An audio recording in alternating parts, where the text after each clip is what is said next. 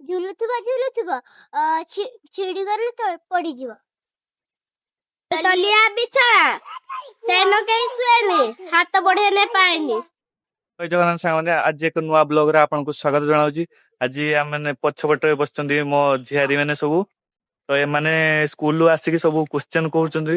ତ ସେ କ୍ୱେଶ୍ଚେନ୍ ର କିଛି ତ ଆନ୍ସର ହବ ତ ମୁଁ ଜାଣିନି। ତ ଏମାନଙ୍କଠୁ ଜାଣିବା ଯେ କ୍ୱେଶ୍ଚେନ୍ କଣ, ଚାଲନ୍ତୁ ଜାଣିବା। ମାନେ ସ୍କୁଲରୁ ଆସିକି ମାନେ ସକାଳେ ବସି ଯାଇଛନ୍ତି, ସବୁ ଛକ ଉପରେ ବସି ଯାଇଛନ୍ତି, ସରକାରୀ ପାଇପ୍। ତ ଏମାନେ କ୍ୱେଶ୍ଚେନ୍ କରୁଛନ୍ତି, ମୁଁ ଆସିକି ମାନେ ଶୁଣିଲାକୁ ଏମାନେ କ୍ୱେଶ୍ଚେନ୍ କରୁଛନ୍ତି। ତ କିଛି କିଛି କ୍ୱେଶ୍ଚେନ୍ ମୁଁ ତ ଜାଣିନି, ତ ଏମାନେ ପଚାରିବା କଣ କ୍ୱେଶ୍ଚେନ୍ କହୁଛନ୍ତି।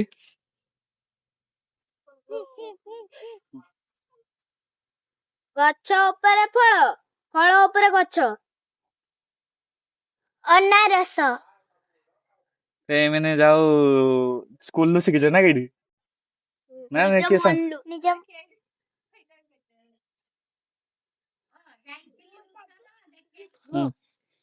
ତଲିଆ ବିଛଣା ସେନ କେହି ଶୁଏନି, ହାତ ବଢେଇଲେ ପାଏନି।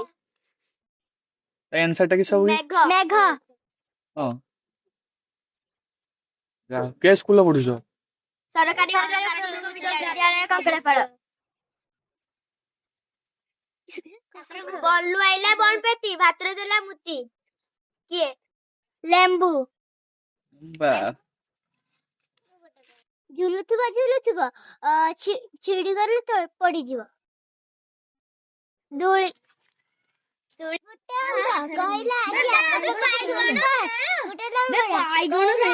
ଦେବି ଯେ କୋଉଠି ଗୋଟେ ଭିକାରୀ କହିଲା ଯଦି ତୁ ତାକୁ ଗଣ୍ଠି ଦେବୁ ତାହେଲେ ମୁଁ ତତେ ଲକ୍ଷ ଟଙ୍କା ଦେବି। କିଏ କିଏ ପାଗଲା?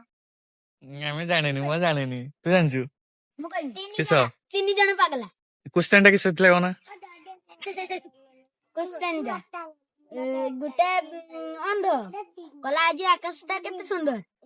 ତାପରେ ଗୋଟେ ଲଙ୍ଗଡା କହିଲା ଗୋଟେ ଗୁଣ୍ଠେ ଦେମି ଏଇଠି ଏଇଠି ମରିଯିବୁ। ତାପରେ ଇଏ ଭିକାରୀ କହିଲା ତୁ ଯଦି ତାକୁ ଗୁଣ୍ଠେ ମାରିଦବୁ ମୁଁ ତତେ 10 ଲକ୍ଷ ଟଙ୍କା ଦେବି। ଯାହା ହଉ, ମୁଁ ନୂଆ ନୂଆ କ୍ୱେଶ୍ଚେନ୍ ଶୁଣିଛି, ତଥାପି କିଛିଟା ଜାଣିଛି। ମୋ ପିଲାଟି ବେଳୁ ଏଗୁଡ଼ା ମୁଁ ଶୁଣିଥିନି। ତ ଏମାନେ ବସିକି ତ ଏଇଠି ଆଲୋଚନା କରୁଥିଲେ।